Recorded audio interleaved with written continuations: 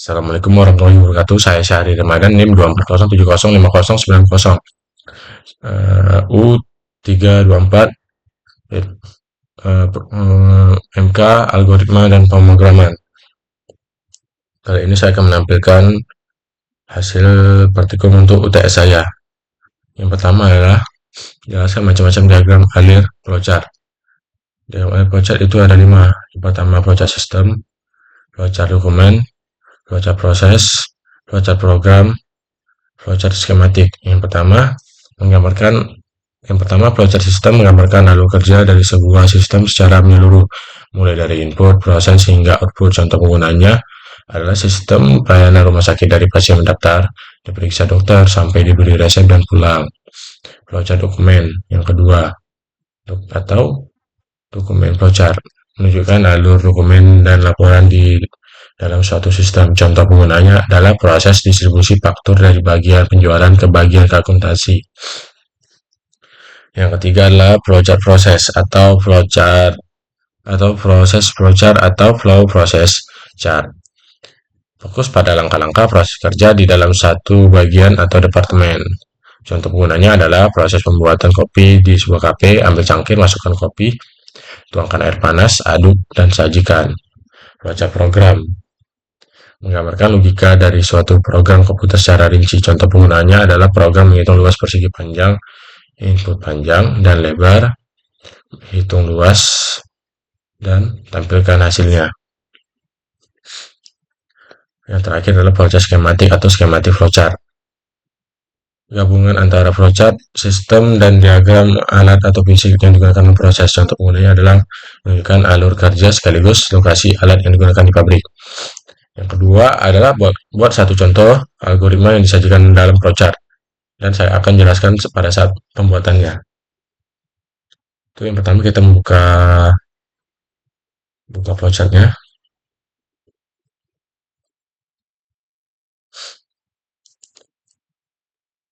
Yang pertama kita menambahkan declare. Kita akan mengisi variabelnya, yaitu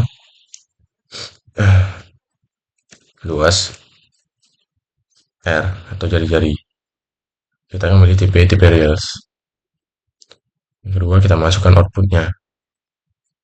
Kita akan masukkan jari-jari.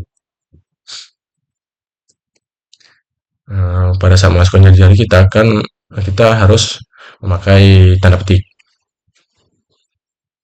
Yang ketiga adalah inputnya kita isi dengan R.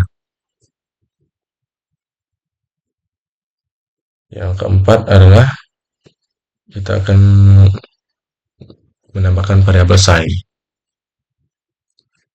Untuk variabelnya kita menuliskan luas sama dengan nilai Pi adalah 3,14 kali R kali R. Ini adalah rumus luas jari-jari untuk menghitung luas jari-jari ya.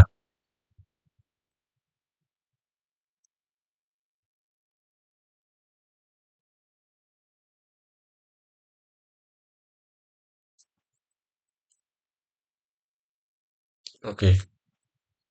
Nah, yang terakhir kita akan menambahkan outputnya. Yang pertama tanda petik. Luas lingkaran adalah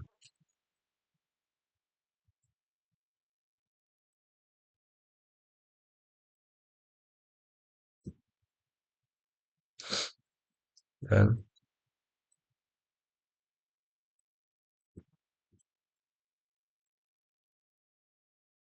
luasnya. Kita akan menjalankan program tersebut. Pertama adalah masukkan jari-jari, contoh 15. Luas lingkaran adalah 706,5. Dan yang ketiga adalah buat flowchart berdasarkan algoritma pada proses 2 di atas Proses nomor 2 di atas menggunakan logic chart online dan jelaskan cara membuatnya. Pertama kita akan membuka logic chartnya.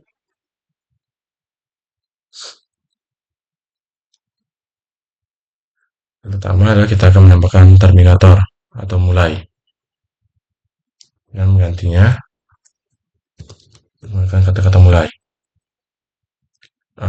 Logic chart ini tidak bisa jalankan ya seperti Blogorit.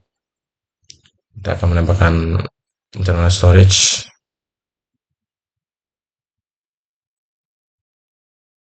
dan kita akan menghubungkannya. Kita akan mengganti internal storage menjadi real luas itu R. Kita akan masukkan data.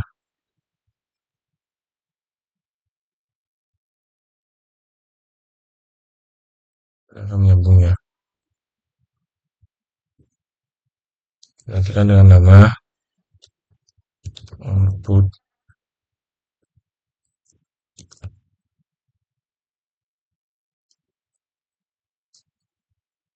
masukkan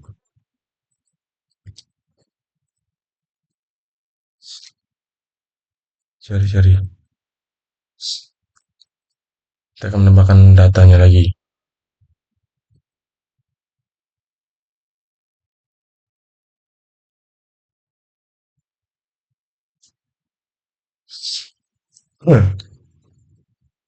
Kita akan mengganti nama yaitu input R.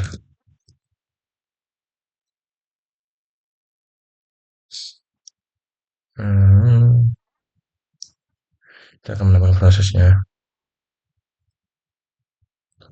dan nanti namanya itu luas sama dengan luas sama dengan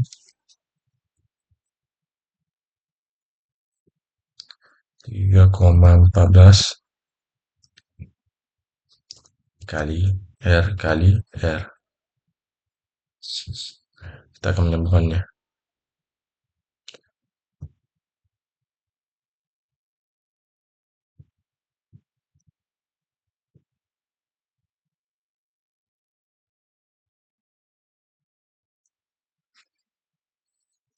Kita akan menambahkan datanya lagi.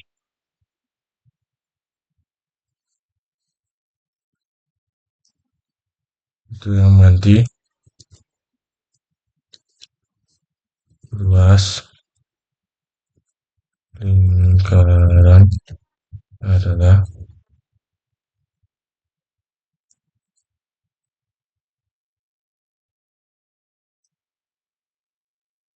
dan luas. Dan yang terakhir, kita akan menambahkan terminator lagi. Terminator, kita menggantikan namanya dengan N.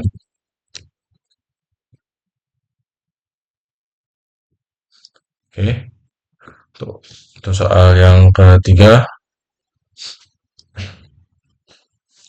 yaitu jelaskan tentang percabangan if dan switch case.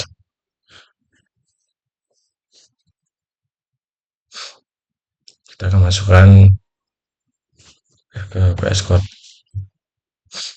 Saya menggunakan bahasa pemrograman Python. If adalah struktur percabangan yang digunakan untuk mengeksekusi suatu blok kode berdasarkan kondisi tertentu yang akan menghasilkan true atau false. True atau false ini saya gantikan dengan nama yaitu lulus, else tidak lulus. Kita akan menjalankannya. Jika nilai kita di atas 75,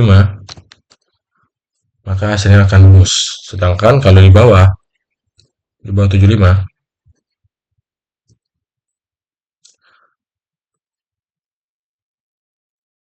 Sedangkan di bawah 75 akan menghasilkan variabel akan menghasilkan false atau tidak lulus.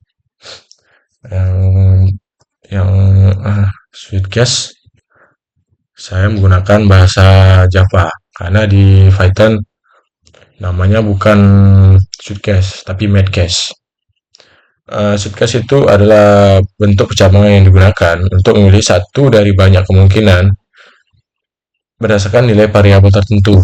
Di sini saya sudah membuatnya. Saya akan menjalankannya. Jika saya memilih nomor 3, maka akan menghasilkan hari Rabu. Sedangkan